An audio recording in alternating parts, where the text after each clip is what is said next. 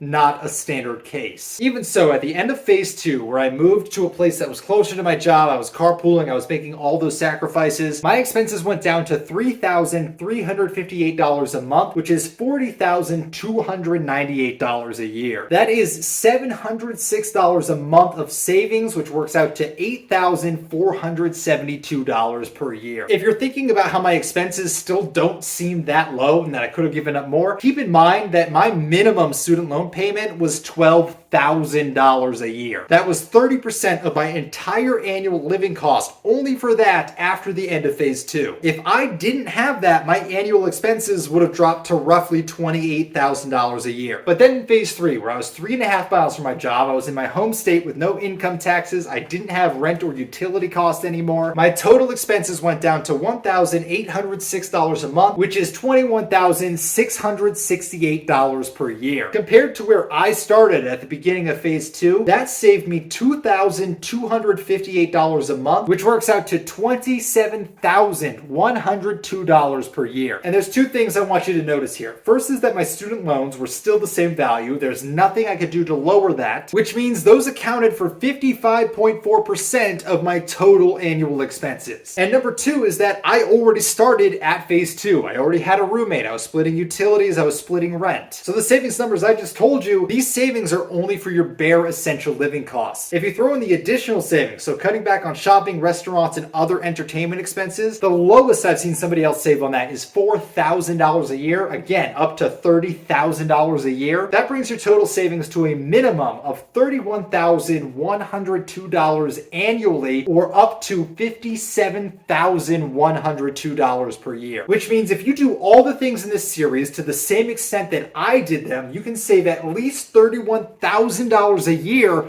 up to almost $60,000 $1,000 a year depending on your starting point. That's really how I was able to pay off my student loans as quickly as I did. That's how I was able to afford a house eventually. That's how I was able to buy my dream car, my 2004 Dodge Viper. And honestly, a lot of people see how old I am versus the things that I've accomplished and what I've purchased at this point in my life, and a lot of people jump to the conclusion that I must have come from money. That my butler hand-fed me caviar with a silver spoon as I walked across my Italian marble tiles to go bathe in my golden bathtub. But that statement couldn't be much farther from the truth. When you're looking at things like this, it's easy to sit on the sidelines and make excuses. And personally, I hear it all the time, especially with the vehicles I drive. People look at the vehicles I drive and say, "Oh, I wonder how much mom and dad paid for that. His life must have been so easy. Must be nice to have that much money to waste on a vehicle. He seems like he's got more money than brains." People have this horrible tendency of justifying to themselves why you have something and they don't because you had it so easy and their life is the most challenging ever. But I didn't succeed because of my circumstances. I succeeded despite them. My family didn't really have a lot of money growing up, or if they did a phenomenal job hiding it from us. So for the duration of my childhood, I had, I think, a single set of bed sheets that had to last me the entire time. I had to share a room with at least one sibling until I was a teenager, and in fact, I think I had my first part-time job before I had my own bedroom. My parents did a pretty good job with providing us with the essentials, but if there was ever anything else that I really wanted, the only way that I could get it was by working hard, saving my money, and then buying it on my own, even as a child. And coming from a background like that, I never wanted to live a life long-term where I had to worry about things financially and worry about whether or not I could provide things for my own children. I didn't want to worry about whether I or somebody else who was dependent on me would have to go hungry. And that's really what this whole series is about, is I put aside everything that I wanted for years. Ultimately, I gave up more than I care to remember for longer than I care to remember it. It was just me and my dog sticking together, and for the longest time, she's the only thing that I felt I really had. Because even in the process of doing this, I still hit major setbacks. Most notably, I was victim of a workplace accident that was not my fault at all, which I lost over $100,000 as a result of and became permanently disabled. But despite literally almost dying, I still made it happen. I still came out on the other side in a much better position. I succeeded because I was willing to put in the work. I was willing to deal with the hardship now, knowing that it was going to put me in a better place long term. Because I did those things for so long, I now no longer have to do those things for survival. That I no longer needed to make all these sacrifices all the time, and that I could start enjoying my life a little more. So I guess what I'm really saying here is that if I could make it to where I am today, given the cards I was dealt, given the setbacks I've hit along the way, then the only thing that's holding you back from doing the same is yourself. So stay focused, stay disciplined, and realize that the earlier that you're willing to give things up and the more that you're willing to give up, the sooner that you'll have to stop giving things up forever. Now, money isn't everything in life, but having that level of financial security and having that safety net makes your life a lot less stressful and allows you to focus your time and your effort onto the things that do truly matter to you. It doesn't matter who you are, it doesn't matter what cards you've been dealt in life, this is absolutely something you can accomplish for yourself, so stop making excuses and start taking action. But that's all I've got for this series. I want to thank you guys for watching. Good luck, and I will see you on the other side.